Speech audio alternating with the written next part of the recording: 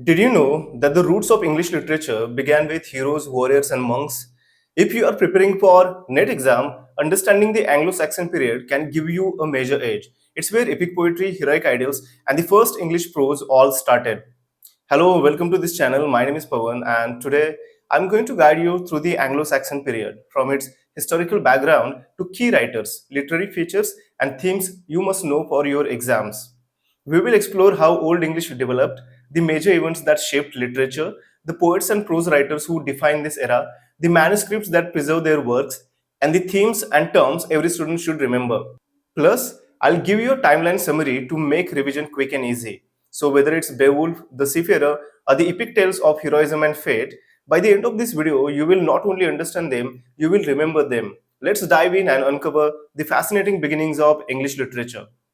Let's get started with the historical background. The Anglo-Saxon period in English literature began around 450 CE and lasted until 1066 CE, ending with the Norman conquest. This era marks the early stage of English literary history.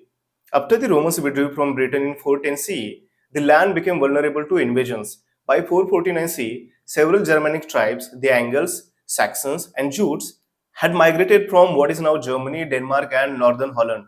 Over time, these groups settled across Britain and gradually united, giving the country its name, England, which literally means land of the Angles. Anglo-Saxon society was largely tribal, rural, and warrior-based. People lived in small kingdoms, and loyalty to one's kings or lord was considered the highest virtue. Courage, generosity, and honor were highly valued traits. Initially, the Anglo-Saxons followed pagan beliefs. Their worldview was shaped by Weird, the Old English concept of fate, which determined a person's destiny. Life was harsh and unpredictable, and this uncertainty was often reflected in their poetry, which celebrated bravery, heroic deeds, and the pursuit of glory. In 597 CE, St. Augustine arrived in Kent as a Christian missionary, marking the beginning of England's Christianization. Christianity brought Latin learning, monasteries, and a written culture, which transformed Anglo-Saxon literature. Literary works began to blend traditional pagan values with Christian morality. The period came to an end in 1066 CE when William, Duke of Normandy, defeated King Harold II at the Battle of Hastings, introducing French influence into English language and culture and paving the way for the Middle English period. Let's see how the language of this period was developed. The language of this period, Old English or Anglo-Saxon, was a Germanic language very different from modern English in vocabulary, grammar, and pronunciation. Old English had four main dialects: Northumbrian in the north, Mercian in the Midlands, Kentish in the southeast, and West Saxon in the south and southwest. The West Saxon dialect eventually became the literary standard due to the efforts of King Alfred the Great, who reigned from 849 to 899 CE and promoted education and translation projects. The spread of Christianity led to the borrowings of many Latin words, such as altar, priest, and school. Later, during the Viking invasions of the 8th and the 9th centuries, Old Norse words such as sky, egg, and knife also entered the language. Through these influences, the Anglo-Saxon period laid the foundation for the development of the English language as we know it today. Here are some major historical events you must know. Several historical events profoundly shaped Anglo-Saxon literature. After the Romans left Britain in 410 CE, the arrival of the Angles, Saxons, and Jutes in 449 CE marked the beginning of a new era. Christianity was introduced in 597 CE by St. Augustine. Between 700 and 800 CE, the epic Beowulf was composed, exemplifying the flourishing of oral poetry. During the reign of King Alfred the Great, from 871 to 899 CE, learning and writing were revived, and the Anglo-Saxon Chronicle was initiated. In 991 CE, the Battle of Maldon was fought against Viking invaders, inspiring heroic poetry. Finally, the Norman conquest in 1066 CE brought the Anglo-Saxon era to a close. These events influenced literature, guiding its evolution from oral storytelling to written manuscripts and from pagan heroism to Christian morality. Let's move on to the literary features. Anglo-Saxon literature was predominantly poetic and originally oral. Poems were recited by scopes, court poets or bards within mead halls, which served as the society and cultural centers of the time. Poetry relied heavily on alliteration, repeating initial sounds rather than using rhyme. Each line often contained a caesura or pause, creating a rhythm suitable for chanting. A notable literary device was the kenning, a metaphorical compound expression. Examples include well rowed for the sea and ring giver for a generous king. Common themes included heroism, fate, exile, death, loss, and faith, often with an elegiac tone that reflected sorrow and life's brevity. As Christianity spread, poetry began to combine pagan heroism with Christian spirituality, seen in works such as The Dream of the Rood and Beowulf. Prose writing developed later, particularly under King Alfred, when monks translated Latin religious and historical texts into Old English to educate the populace. Let's discuss the major writers and works of this period.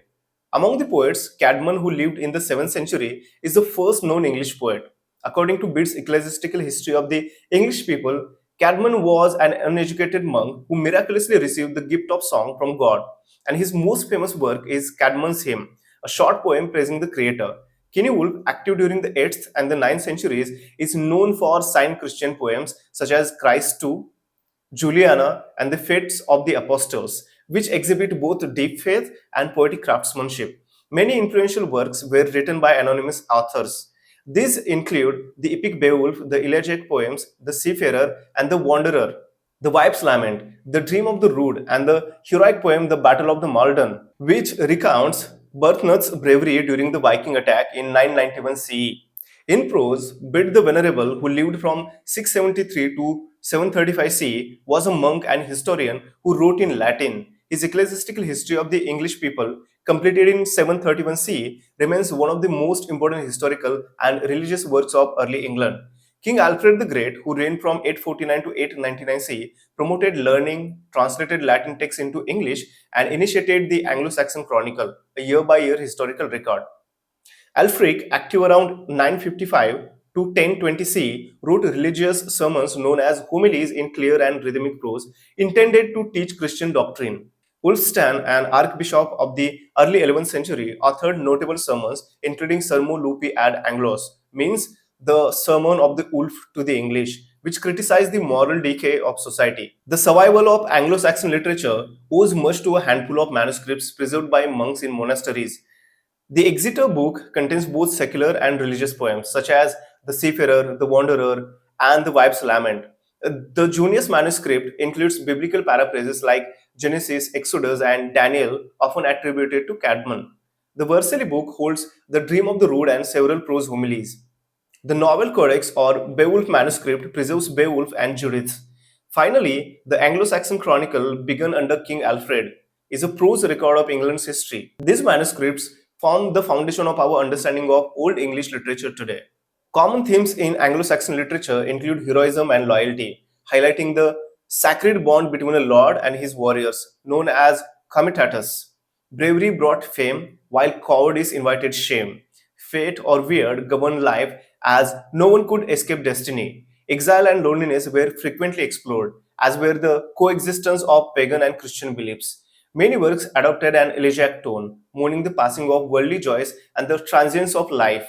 Mid-hall culture symbolized community and social bonding, while scops recited stories orally. The use of kennings or metaphorical compounds enriched the poetic language with examples like well rowed for the sea and battles wait for blood. The Anglo-Saxon period represents the roots of English literature. It introduced the first epic, the first known poet, the first historian, and the first use of English for prose learning. This was a world where courage and faith coexisted, where the warrior's sword and the monk's pen both shaped the spirit of a nation. Every latter stage of English literature, from Chaucer to Shakespeare, owes a date to these foundational beginnings. If you found this guide helpful for your set or net preparation, don't forget to like this video, share it with your friends, and subscribe to my channel for more tips on English literature and language learning. Also, comment below with any questions or topics you want me to cover next. I'll make sure to explain them clearly for you, and I'm excited to meet you all in the next video.